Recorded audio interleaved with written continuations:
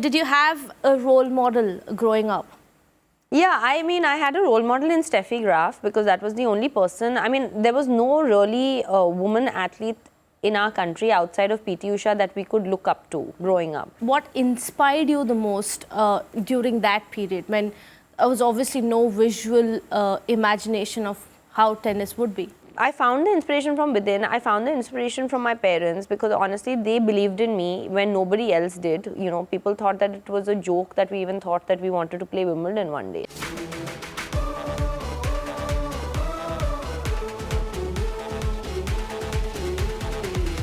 In 2005, all right, mate, Australian Open.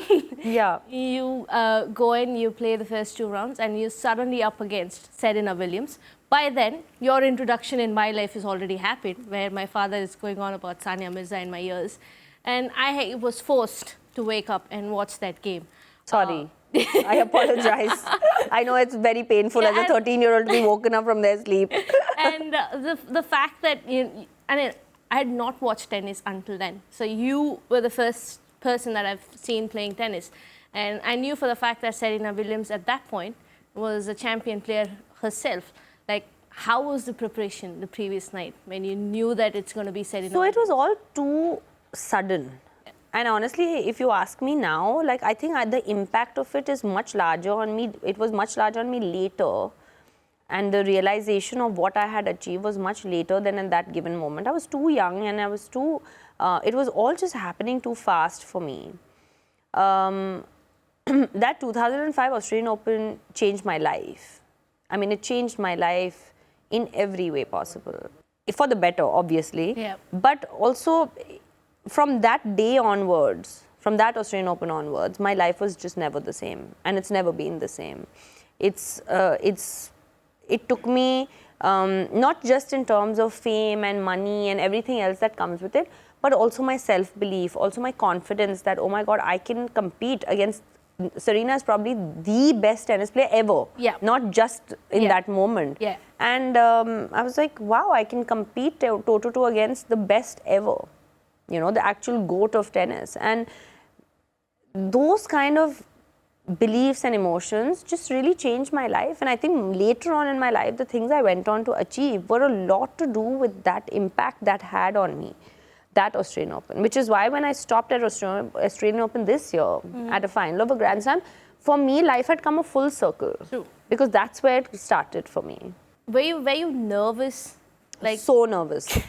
I remember being so nervous, not the night before, but I remember walking on the court and I mean, she's such a daunting figure too. I mean, imagine as an 18-year-old, you're going there and there's this person, like, and she was ripped. And I mean, she was much more ripped at that point because she was younger. And Serena and Venus were the only 2 people who were dominating at that point. So it was mad scary. It was really scary. And but it also, I think, it made me grow up like overnight. You know, not just as a person, but also as a tennis player, as an athlete. Like, it just made me grow up and it made me, it gave me so many experiences. And you know, my first ever Grand Slam, my parents were not there. They were actually on a pilgrimage at Hajj. Because that was my last minute entry into the Australian Open. And my dad and mom were praying in Mecca, I remember. And they had no idea I was going to play Serena in the 3rd round. And there was another person from the media who was praying with them and he came to them and said, how do you feel? So they're like, about what? This is a true story. Not many people know this.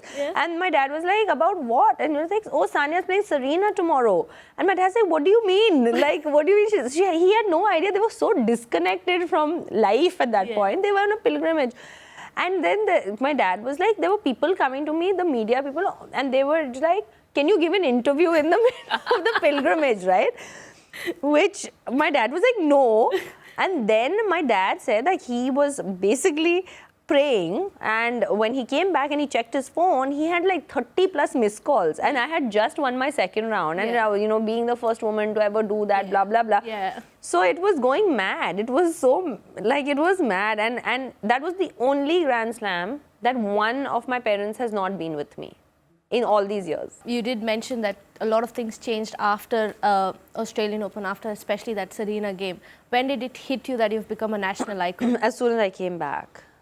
Actually, not even. Probably as soon as the match was over, because my phone was going off the hook. Yeah. It was absolutely, I cannot tell you, like, it was madness. I came back and I didn't have a minute to breathe to myself. I literally didn't. It was a lot, and it was very overwhelming. And people see the really, I mean, there is a really good side to it. Of course there is, right? I mean, who does not want to be acknowledged and recognized? But there is also a very dark side to it. You feel very lonely. You feel very, very overwhelmed. It's all of a sudden your life takes a 360-degree turn and you don't know what's hit you. My parents only came back 3 days later. So as a young girl, I was also just like, I was like, can you come back? Like, I don't know what to do. You know, I remember being in Mumbai with my best friend at that point in her house. Constantly, I was doing maybe 30 to 40 interviews a day. Yeah. You know, my managers are calling, they're like, you know, we have to do this shoot, that shoot. I mean, it was so overwhelming at that point. And I know it sounds all great, but as an 18-year-old, you're still trying to figure out who you are.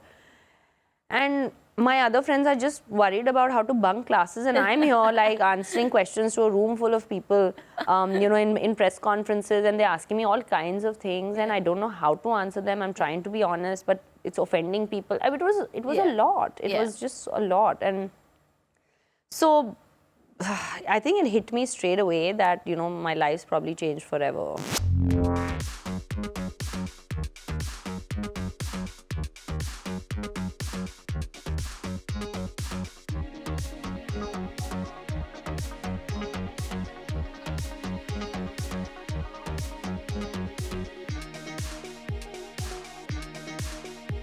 Your singles career, you were top 27, if I'm not wrong.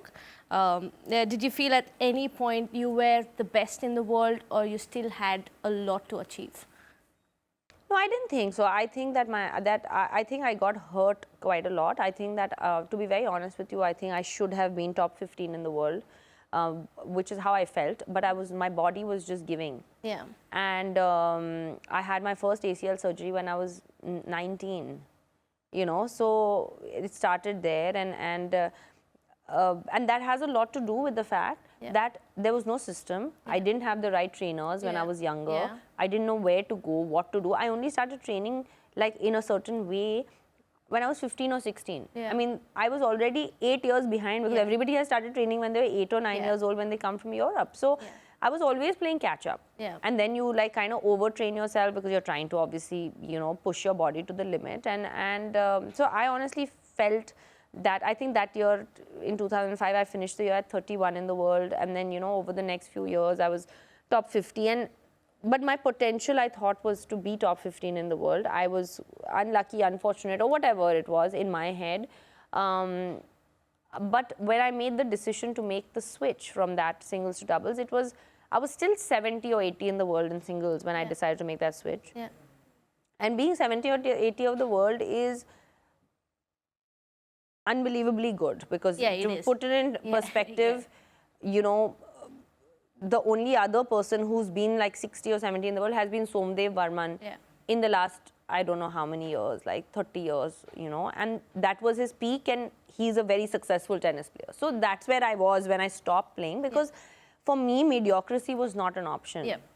So I was like, either I'm going to play singles and get hurt again, or I am going to, and I was not able to train the way that I wanted, because with that kind of training, I don't think I would have made it back to top 20. So I was like, do I want to remain 50, 60? That wasn't really an option for me. I said, should I switch to doubles, focus, you know, take a little bit of the workload off, and try and win Grand Slams and be #1 in the world? And in hindsight, it was the best decision that I took, obviously. It was the best decision. Like, talking about, you just mentioned at 19 you had an ACL. At any age, ACL is not a great thing for a sports person. Yeah, that was one. Then I had a meniscus. Then I had wrist. Then I had, right now also I have a torn meniscus, as you know. Yeah, I know. Like that wrist injury, you've mentioned it a couple of times where it was like career threatening. You didn't know you would play tennis again. I didn't know if I would live a normal life again. I was unable to comb my hair. Like I had literally zero movement in my wrist. I went into depression for multiple reasons, but that being one of them. It was in 2010 when it really, really hit me badly. It was after the Olympics when I had to pull out of the Olympics, and it was too bad. Like the wrist injury was something that I really thought was going to end my career. And at that point, I was just thinking, will I ever be able to live a normal life with my hand again? Because I had pain for almost 2.5 years. You know, it just was not getting better. Yeah. So it was very, very difficult, and I think people don't understand that how difficult it is to come out of injuries. But it's not so much about the physical part, because we can all work physically, we can push our bodies to the limit. But as athletes, mentally and emotionally, to come out of an injury is much worse.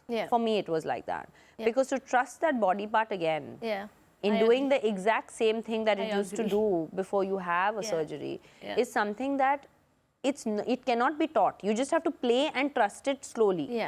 You know, and like you know, when you twist your ankle, I mean, it's the worst feeling when you come back and you're like, oh my God, I'm going to twist this ankle again, right? So I've had that with my wrist. I've had it with both my knees, and that's because I'm lax jointed. I have double joints, and my joints just go out of position very, very easily. And so all my injuries, major injuries, have been joint injuries. Oh, well, I did try playing tennis a couple of times, and my joint hurts even thinking about it. You know, for a normal... It's not for the weak. No, like for a normal person, like... but you're not a normal person, you're a cricketer. I am a cricketer, but tennis movements are sideways. We move a lot straighter. You know, that movement doesn't come naturally. It's different. It's a different... different dynamic of how you have to train, because there's a lot more start-stop in tennis. Yes. You know. I mean, 5 minutes and I was like gasping for breath. I was like, this is not something I can do. But, you know, for normal people, they wouldn't understand the impact a sports person can have through injury. Like, do you want to break it down in a simple way and say how difficult it is?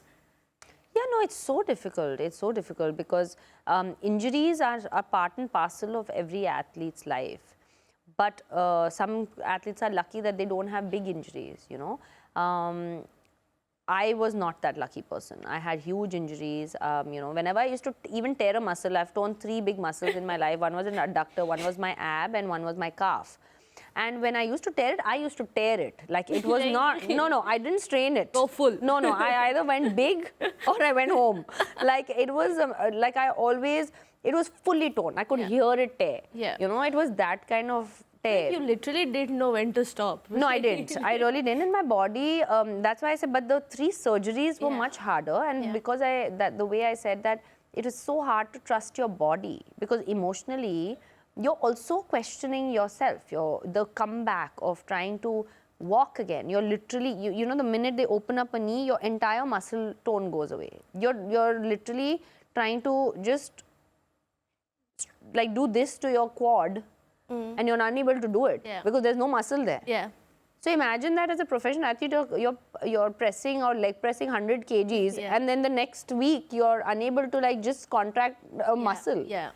So it's so difficult to be able to just come back and put that work in again, trust the body part again, and then say, will I be as good as when I stopped? And that is a struggle that you have to continue to do as an athlete, because as an athlete, injuries are not something you can avoid. You just have to manage them. The double career greatness, the roles, the titles, you know, out of all the double titles, you've won 43 overall world titles. Which one of yours is the sweetest victory? Can you rate them? No, I don't think so. I don't think I can. You know, because I want to say that the junior Wimbledon that I played was one of the most sweetest, because that is kind of what gave me that self-belief of being who I am today. Even though, you know, that was probably the smallest of the titles that I won. I think the most special one, the way that it happened maybe, was Wimbledon. You know, in 2015, I think we won, and the way we won, we were down 5-2 in the third set. We came back, and it was like a movie because we were down 5-2, came back to becoming 5-all, and then all of a sudden they were like, it's too dark, and the momentum was in our favor, and they're like, we have to go in. Yeah. And then it takes half an hour to shut the roof and put the lights on. Yeah. So the entire momentum shifted, or could have shifted. Yeah. So we went inside, and we were both cramping at 5-all, and we were like, well, and my dad came down, and he was like, he just laughed. He didn't know what to say. We were part of one of the greatest doubles finals ever played on that center court of Wimbledon, where I dreamt all my life of being. Yeah. And he just laughed, and we're like, what do we do? And he was like, there's nothing you can do. Just go and enjoy the moment. Yeah. That's all he said, and he left. Yeah. And we both looked at each other, Martina and I, and we were like, okay, I guess. And because she's been in those kind of moments before in her life, because her career was so amazing, it definitely helped having her by my side to have that self-belief. I was like, yeah, she's done it before. Yeah. So when we walked back on the court, it was a packed Wimbledon stadium. It was 9:30 in the evening, I remember. And we walked back to a standing ovation of a center court of Wimbledon. Wow. And I looked at her, and we both smiled. It was this, we didn't almost need to say anything. And we both smiled at each other. And I said, these are the moments we've worked all our life for. These are the moments that we're living for. And she said, yeah. And we just went, and we broke serve straight away. I think it was 15-40, and we broke serve straight away. And the momentum could have shifted. Yeah, yeah. So it was a movie. Yeah. Walking back with the spotlight on you in a closed Wimbledon center court. And it was probably, I'm getting goosebumps when I talk about it, because it was probably one of the experiences that'll live with me forever, those few moments. The visuals just come in front of your eyes, isn't it? Yeah, and as kids, you dream of being there at Wimbledon, just being there, forget winning. Yeah. Just dreaming that one day I hope I get to play Wimbledon. Yeah. So to be able to win there, to be able to win in that style, and I remember next day we came back, like it was so late by the time we finished. I couldn't sleep all night because of the rush that I had. Yeah. And I went and watched the match and the highlights maybe 20 times that night, because I was not able to believe that we won. I swear, it hit me the next day. That night, I was like, did that happen? Like, was I dreaming? It was Someone wake me up. Yeah, it felt like that. And the next day, I got up, and I don't know, I woke up at like 10, 11 after sleeping for 2 hours, I think. And then, of course, there was media and, all this stuff. And I was like, yeah, it's happened. And then I watched the match again. Yeah. And I was like, okay, it's happened. We did win. We are the Wimbledon champions. Yeah. There is only one Sania Mirza. We need to nurture kids from a young age. We have to invest in sport. We cannot become a sporting nation 4 months before Olympics and then be a sporting nation 4 months after, and then that's it. For 4 years, we are quiet. Yeah. We are not a sporting nation. We are a cricketing nation. Yeah. And people don't like it when I say that, but that's the truth. And sometimes you have to hear the truth to make a change.